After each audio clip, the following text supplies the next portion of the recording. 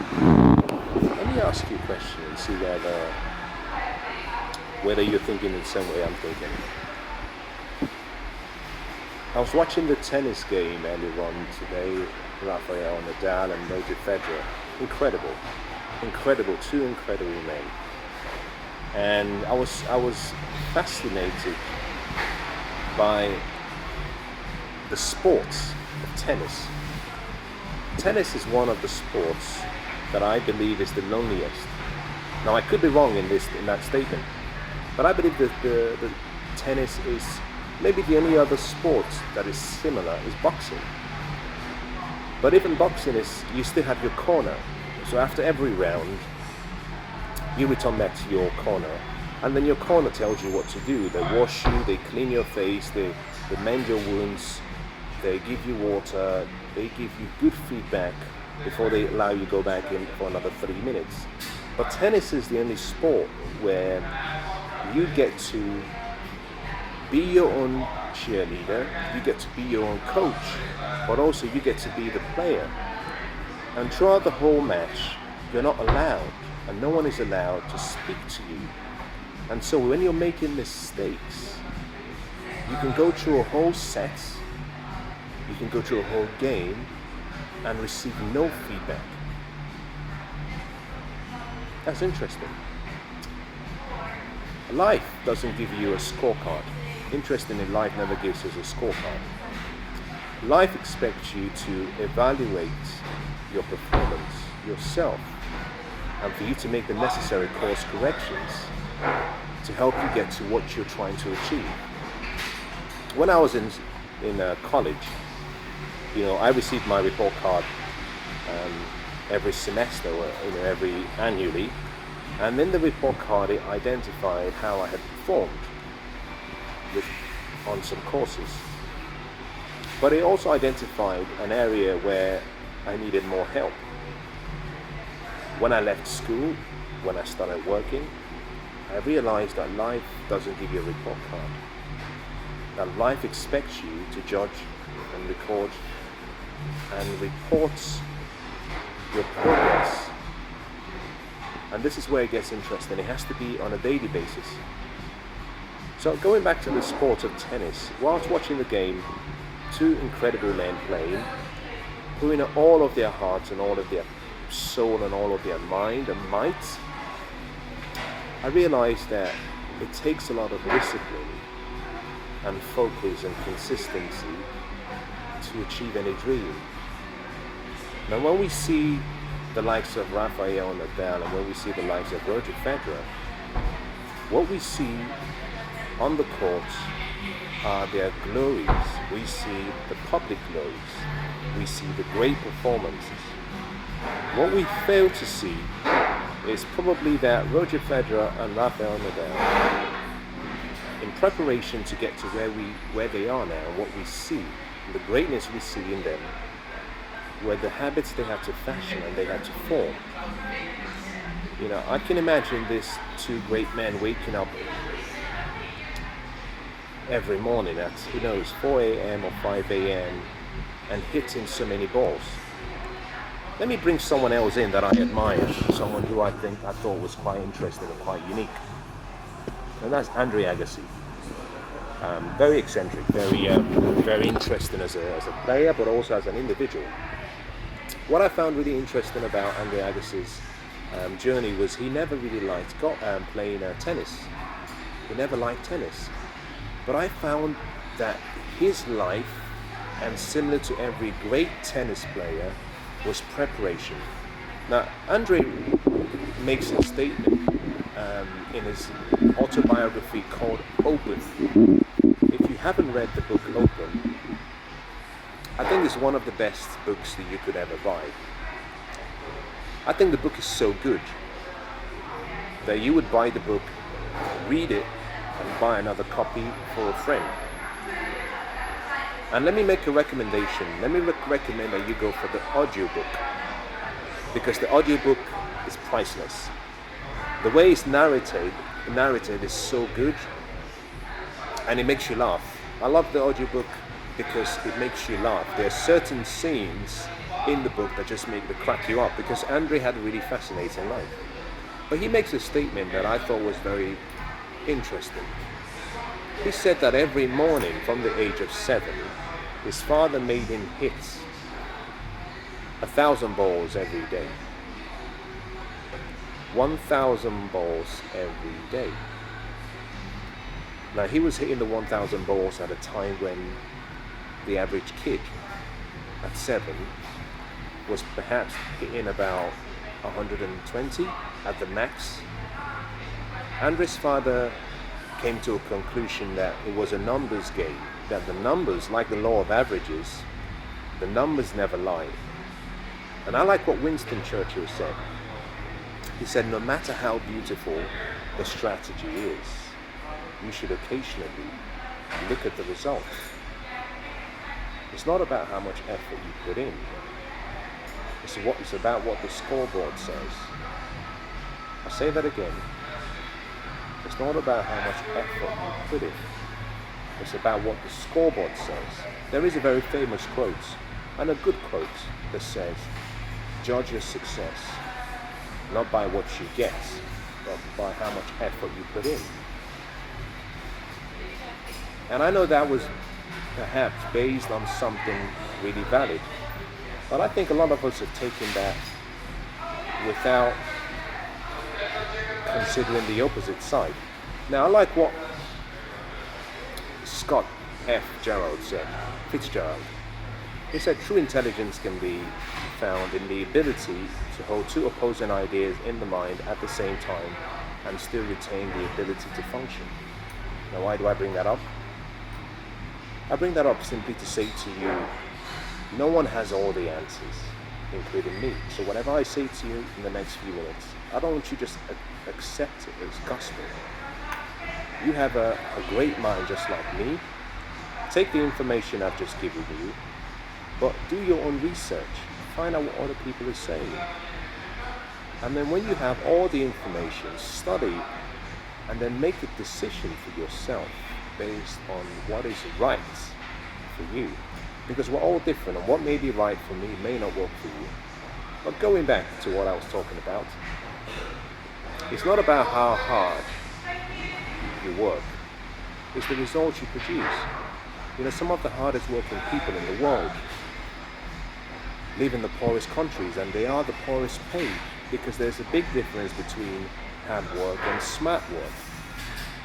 And smart work is simply hard work with constant, never-ending improvements, but with wisdom.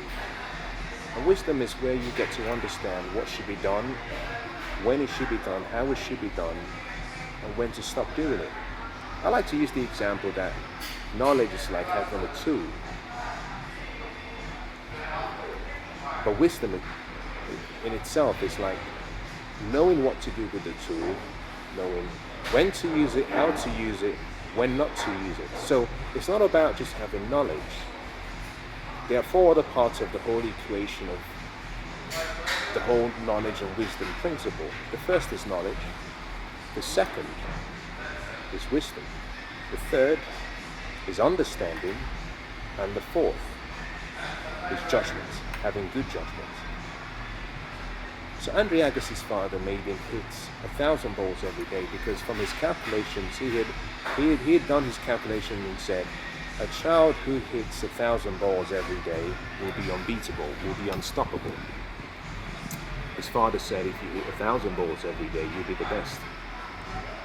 And by accepting his father's recommendations, he became war number 1. How and why?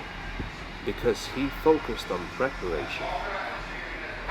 Preparation. So what we see on the tennis, and I may have got the numbers wrong. I can't remember quite well if it was 1,000 balls, if it was 5,000 balls. I know it was one of the two, but it was a ridiculous number. It was in the thousands. I think his father had calculated and said, if you hit 1,000 balls every day, then every week you would hit 17,000 balls, and 17,000 balls every week would translate to over 1 million balls every year. And any kid who hits that many balls every year is unstoppable, is unbeatable. And Andre accepted his father's recommendations, and he practiced.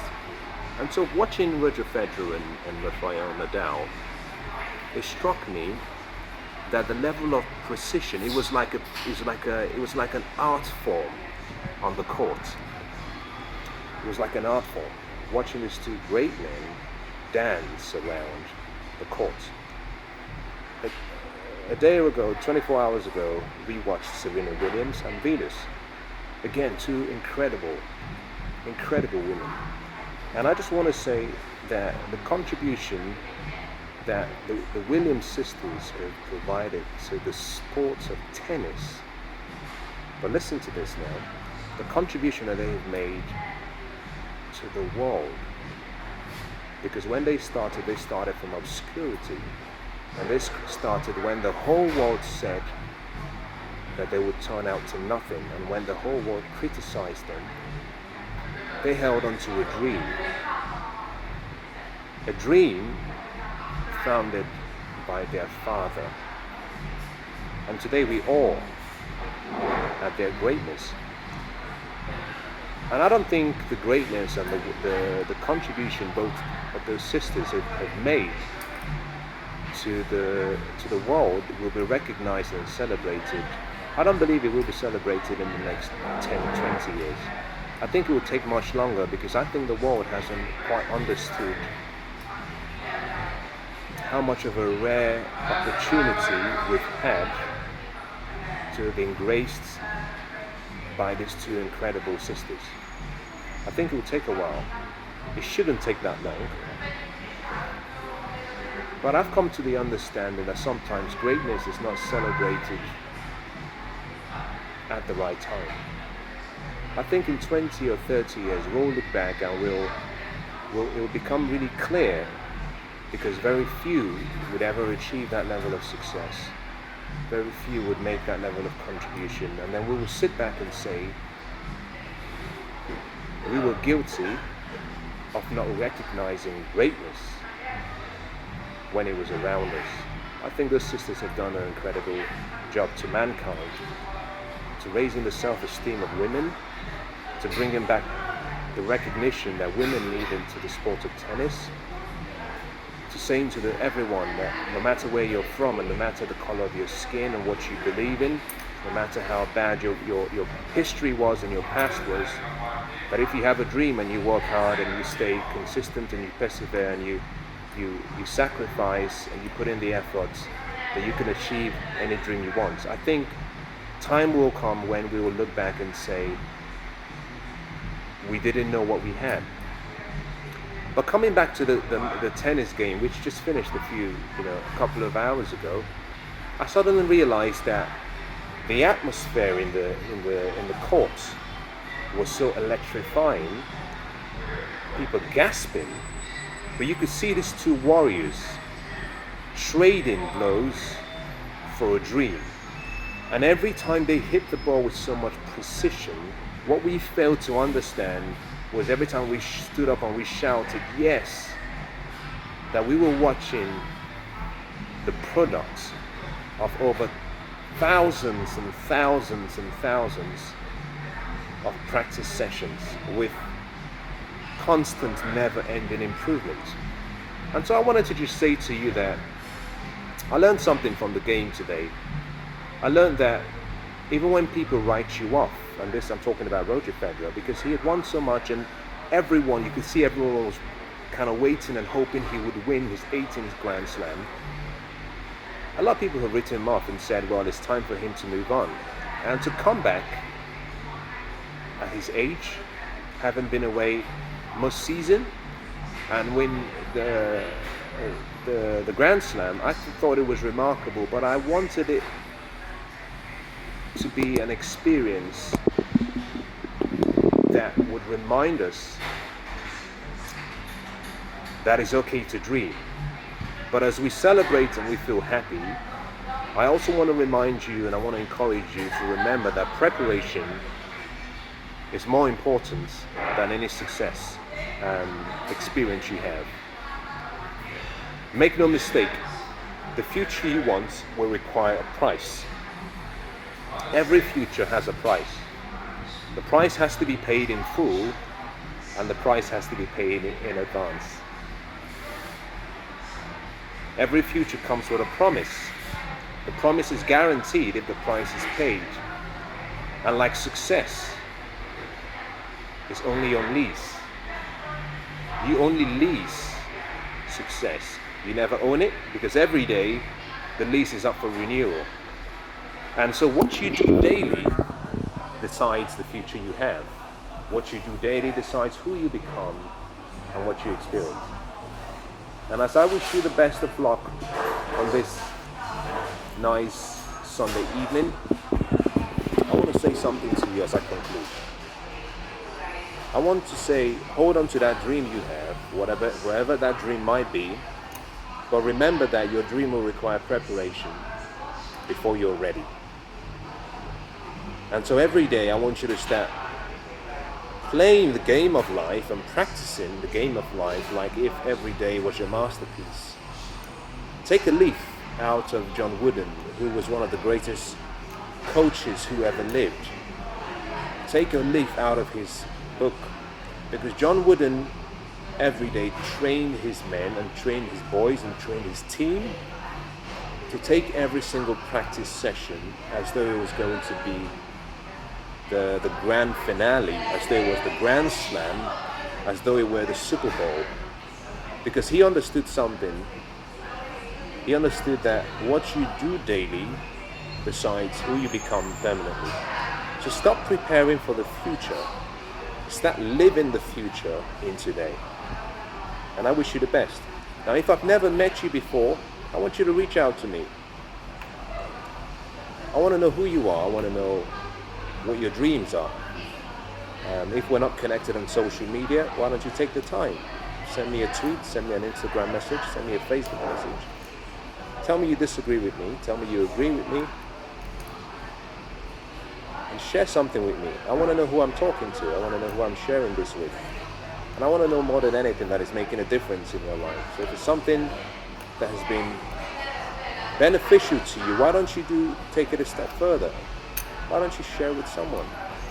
If there's someone you care about or someone you love, if there's someone you don't like that you think they need this information, why don't you send it to them? Whether I get to meet you in person or whether I get to hear from you through social media, I want to wish you the best, and I want to say thank you. It's really been a pleasure, and I'm really grateful to serve you. And until I speak to you again, I want to say God bless.